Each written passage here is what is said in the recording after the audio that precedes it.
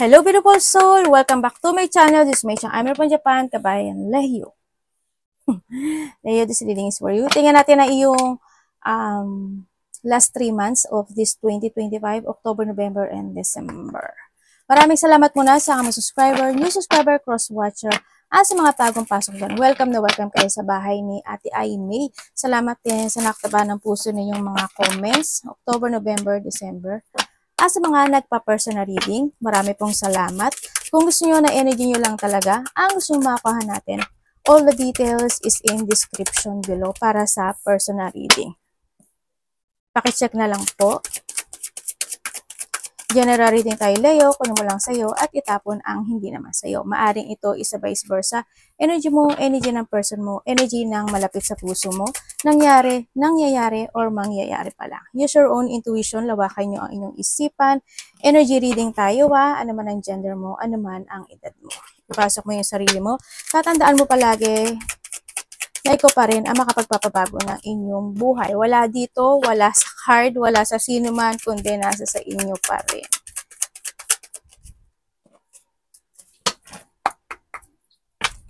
Huwag nyo ipilit kung hindi nyo naman energy, pero you need to be aware sa mga pwedeng maganap o mangyari. No, na warning, gawin yung guide para magkaroon ng mga positive outcome sa buhay mo. Leo in October.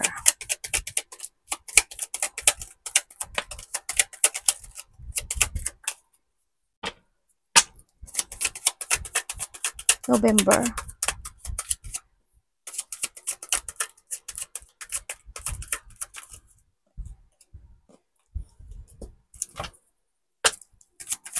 Kuha tayo ng tatlo.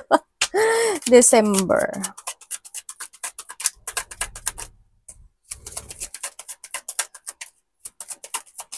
December po.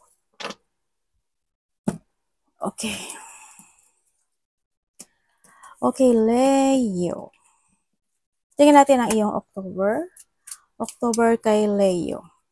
Silipin natin. Siyempre, kukuha pa rin tayo mamaya na, hindi pala mamaya. Kasi hindi ko kakayanin. Hindi kakayanin ng power ni ate. Sa ano pa yung mangyari? Sa October, siyempre, di ba?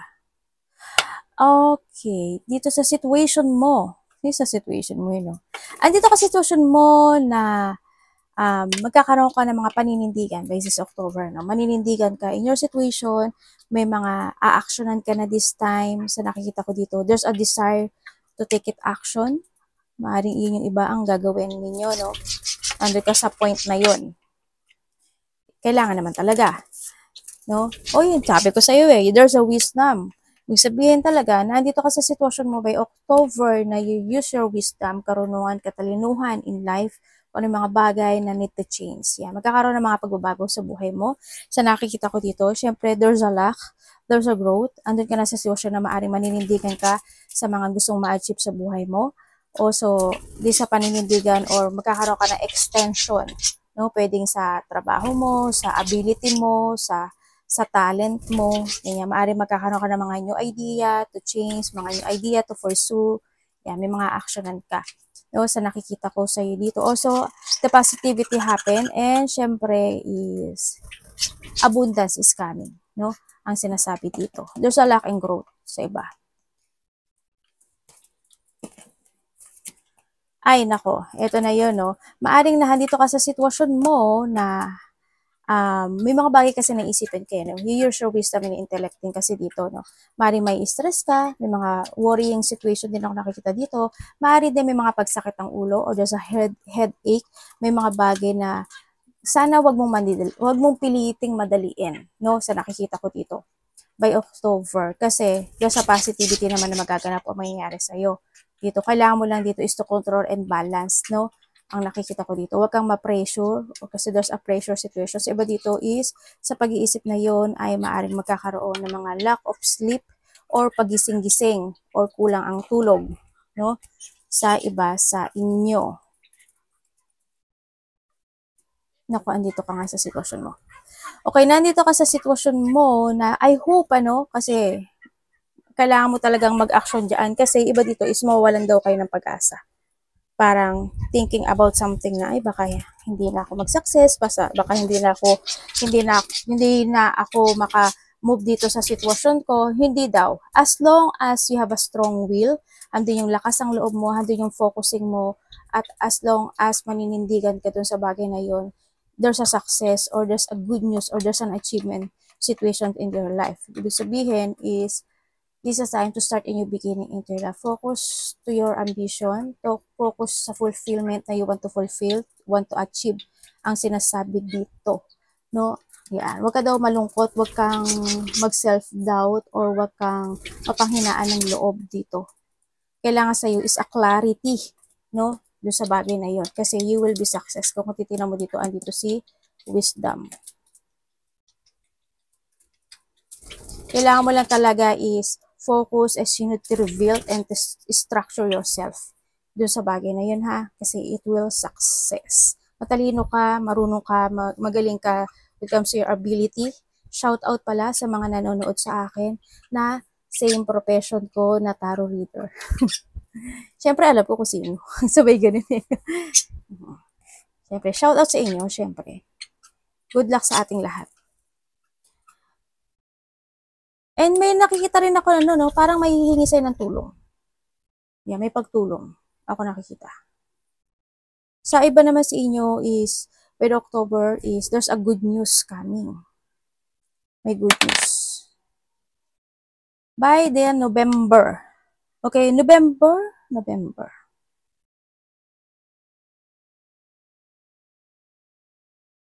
Paano ba to ano eh? Okay, by November. Sa nakikita ko sa iyo, kasi andito ka na sa sitwasyon mo na you're dreaming, no? Andito ka na sa sitwasyon mo na magkakaroon ng mga transformation. It's more on transformation happen. Talagang nahandle ka na sa transformation mo. May mga babaguhin ka na o magkakaroon ng mga pagbabago in life. You're using your power also. Andito there's a wealth or may pagbabago na destiny in life. Also, is may magtatapos sa buhay mo. There's a end of a cycle or may mga new idea more ka na maiisip. Yeah, mag-focus ka more to your wealth kasi there's a wealth situation. Pagbabago is more on ano siya. Siguro ano na siya, makakaahon ka in a situation na nahirapan ka sa mga nagdaang ano tawag dito? Months or years man yan. No, yeah, pagbabago in life is coming. Congrats! And misfortune. Okay. Sa mga pagbabago ng buhay nito, maaring susubukin ka ng taas. Ano sinasabi dito? Susubukin ka ng taas na maaring may mga challenge na pagdadaanan mo. Kasi why? What comes kasi dito, may mga bagay kasi na need to end. No? May mga bagay na you need to protect. Huwag ka magpa-distract. Also, this is a distraction kasi, no? Don't delay any situation in life.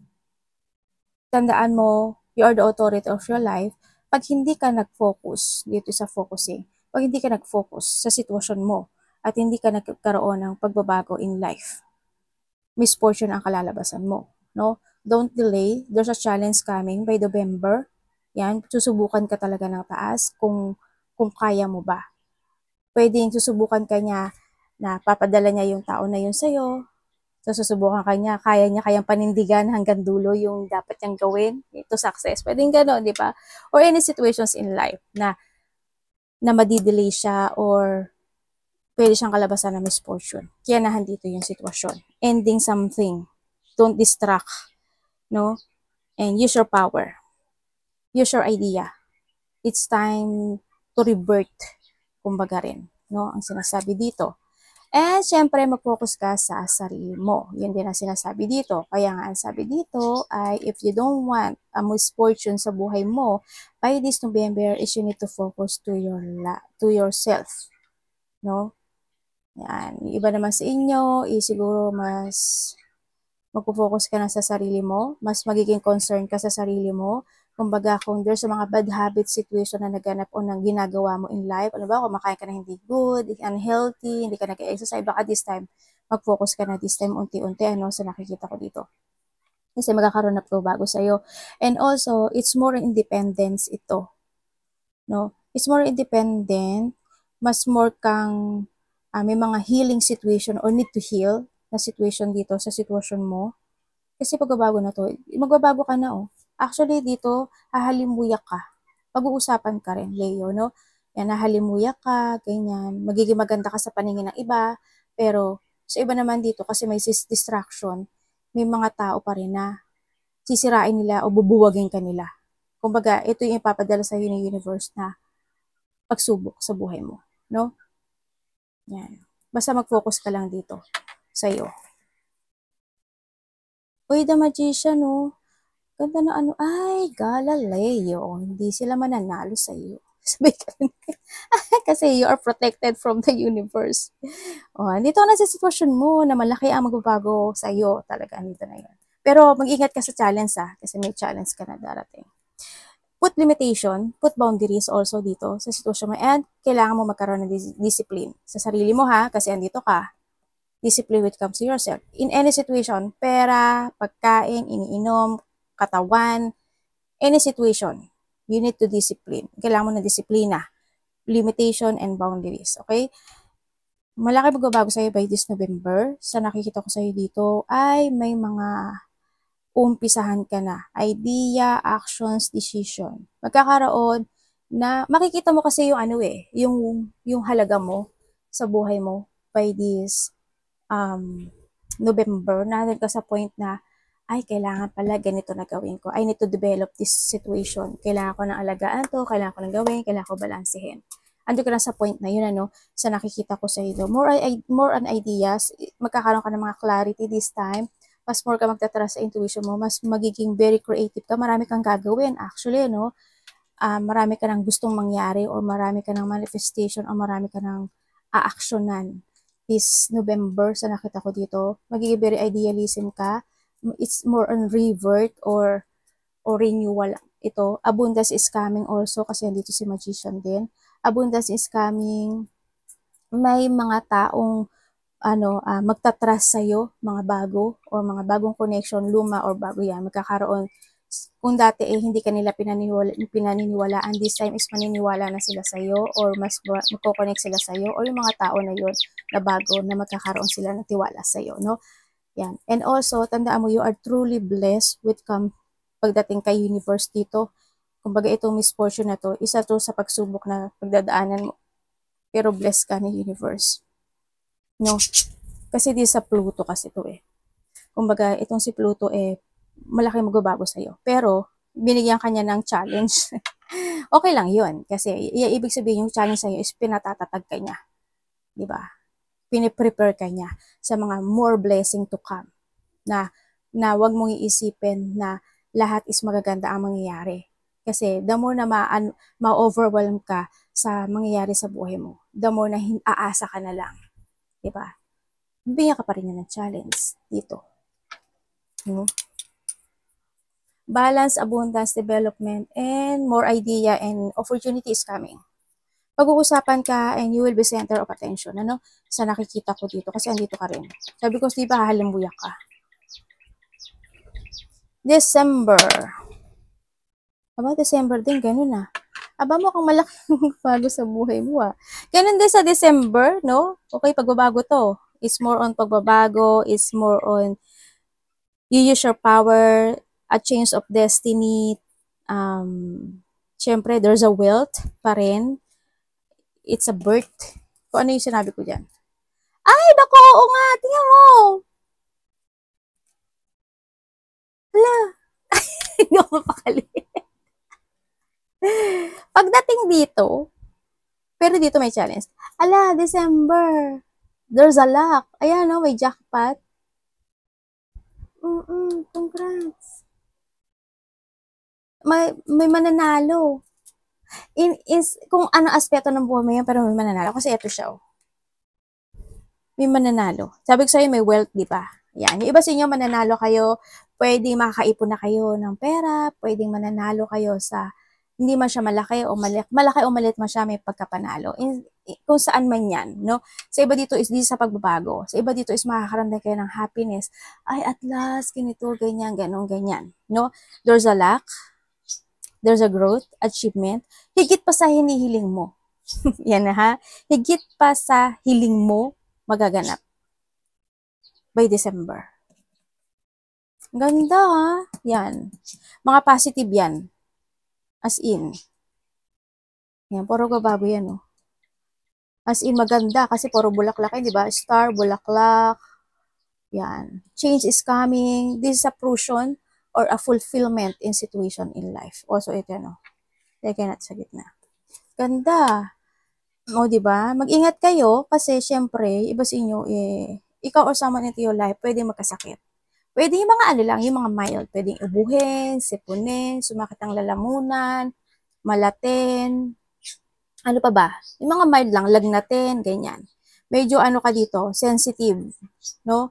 Pwede rin when it comes sa sensitivity, pwedeng, because of distraction, pwedeng maging malambot ka at pumatol ka sa mga tao na i-distract ka, no? Pwede yung, hindi, ano ba? Ay, naku, ang pangat-pangat mo. Talaga, ikaw, sa tingin mo, yung papatol ka, yan. Medyo ano ka, medyo may pagka ano ka, weak. May weak situation ka pagdating sa December. Yan. Medyo habaan mo yung pasensya mo pag mga pagdating doon sa point na yun, ha? Sa nakita ko dito. Ooh. Okay? Sa nakikita ko sa'yo dito is, andito ka na sa sitwasyon mo. It's more on idea siya, no? More on idea, more on creativity, and more on planning.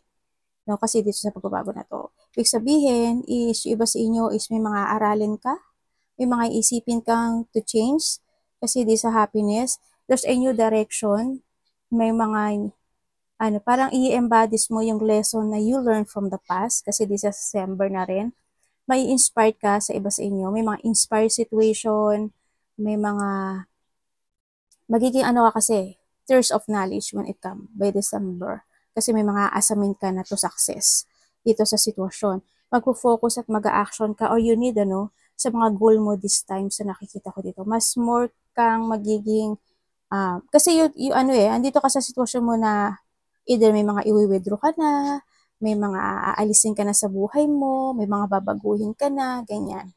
Andun ka na sa, mag-iisip ka na ng, mag-iisip ka in advance. Parang handun ka sa sitwasyon, ay, kailangan ikat ko to, kailangan mag-ipon ako ng pera, kailangan ganito, and you will achieve it, happiness. You will achieve tong sitwasyon na jackpot na to, no? Yun ang nakikita ko. Or, sa iba naman sa inyo, is kasi andito rin si illness, kasi magiging medyo weak ka this December sa ibang aspeto ng buhay mo, kailangan mo mag-take advantage. Para hindi ka magka-illness, anong gagawin mo? Uminom ka na um, may mga vitamins, pwedeng yung may mga lemon, inumin na may lemon, pwedeng may mga honey, maligamgam, lagyan mo ng honey, para hindi sumakit yung lalamunan mo, hindi ka ubuhin, protect yourself, yung mga ganong sitwasyon, always think advantage, no? Sa sasabihin mo, sa action mo, sa decision mo, sa salita mo, ganyan. Para hindi rin magkaroon ng disappointment in life, para hindi rin magkaroon ng sadness in life. Tatandaan mo palagi, save money, always think advantage, and focus, and solid beginning to settling yung goal mo. Kailangan alam mo yung layunin mo, no? This time kasi, when it comes ito sa happiness kasi, alam mo kung ano yung magiging layunin mo na this time. Kung tutusin, dito pa lang alam mo na. Pero dito, mas more ka ata magpo-focus. Dito, kasi when it comes ito, there's a wisdom. Kakayanin mo. Kung ano yung ikaka-stress mo by October, kakayanin mo. Kailangan wala talaga is manindigan. Kasi malaki ang magbabago sa buhay mo. Before ending of 2025, big changes happen into your life. May mga bagong connection nga ako nakikita sa iyo eh. Siyempre, use your common sense ah. Yan. As in, ano ka, and also be practical. No? Be practical. Yan ang nakikita ko dito. Arigato naman si God.